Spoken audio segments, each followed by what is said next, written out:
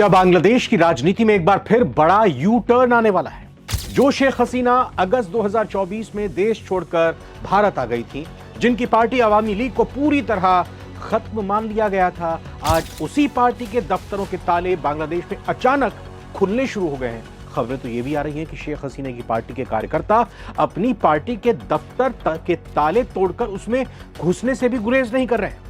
ढाका से लेकर चटगांव तक अवामी लीग के कार्यकर्ताओं में एक अजीब सी हलचल है। आखिर जिस पार्टी के नेताओं को ढूंढ ढूंढ कर निशाना बनाया जा रहा था, उसे अचानक सांस लेने की जगह कहां से मिल गई?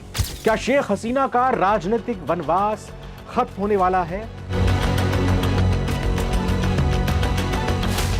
तो चलिए बांग्लादेश से आ रही इस सबसे बड़ी खबर की इनसाइड स्टोरी समझते हैं। बांग्लादेश में दरअसल कुछ ही दिन पहले चुनाव हुए।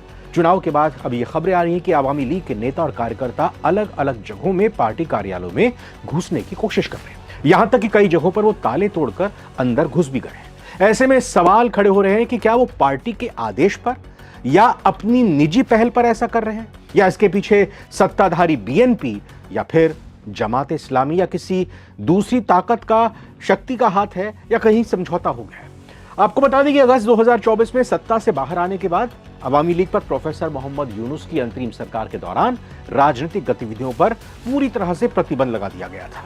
अवामी लीग हालिया चुनाव में भाग भी नहीं ले सकी थी। हालांकि चुनाव के तुरंत बाद ढाका समेत कई जगहों में पार्टी के नेताओं और कार्यकर्ताओं ने अवामी लीग के कार्यालयों को खोल दिया या फिर उनमें प्रवेश करने का, दाखिल होने का प्रयास किया। रिपोर्ट्स कह रही हैं कि बांग्लादेश के कई जिलों में अवामी लीग के दफ्तर जो पिछले 1.5 साल से बंद पड़े थे, अब धीरे धीरे खुल रहे हैं। कार्यकर्ताओं ने वहां साफ सफाई शुरू कर दी है, पार्टी के झंडे लगाने शुरू कर दिए हैं। कुछ स्थानों पर कार्यालयों के खुलने के बाद जवाबी कब्जे और हमलों की घटनाएं भी हो रही हैं। अवामी लीग के पार्टी के सूत्रों का दावा है कि शेख हसीना डिजिटल माध्यम से ऑनलाइन अपने नेताओं के संपर्क में है बांग्लादेश में, और उन्होंने संगठन को सक्रिय रहने की सलाह दी है। वहीं कुछ स्थानीय सूत्रों के मुताबिक चुनाव से पहले बीएनपी या जमात से जुड़े प्रभावशाली नेताओं ने अवामी लीग के कुछ क्षेत्रीय नेताओं से संपर्क साधा था, और चुनाव के बाद नतीजे आने के बाद दफ्तर खोलने की इजाजत देने का उनको आश्वासन दिया गया था। खबर वैसे ये भी है कि शेख हसीना भले ही भारत में हो, लेकिन वो अपने कोर कमेटी के नेताओं के साथ लगातार संपर्क कर रही हैं। दफ्तरों का खुलना सिर्फ एक प्रतीकात्मक शुरुआत नहीं है। अवामी लीग के नेता अब धीरे धीरे सामने आ रहे हैं और ये दावा कर रहे हैं कि देश में मौजूदा अस्थिरता और महंगाई के लिए अवामी लीग की गैर मौजूदगी जिम्मेदार है। अवामी लीग की यहाँ पर सक्रियता होना जरूरी है। एक भरपूर विपक्ष की भूमिका वही निभा सकते हैं।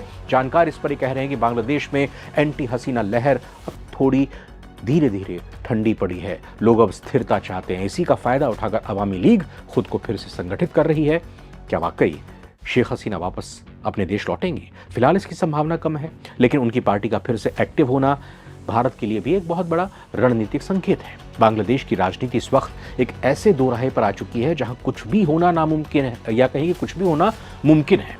दफ्तरों का खुलना सिर्फ ताले खोलना नहीं है, दरवाजे खोलना नहीं है, बल्कि ये अंतरिम सरकार और विपक्षी दलों के लिए, या कहें कि जो अब नई सरकार चुनी गई है, उसके लिए एक चुनौती है। क्या अवामी लीग अब आगे की राजनीति बिना शेख हसीना के से भारत में ही रहते हुए निर्देश लेती रहेगी, या फिर शेख हसीना फिर से बांग्लादेश की सत्ता के लिए, बांग्लादेश में लड़ाई लड़ने के लिए वहां पर लौटेंगी? आपको क्या लगता है? क्या शेख हसीना कभी बांग्लादेश वापस लौट भी पाएंगी?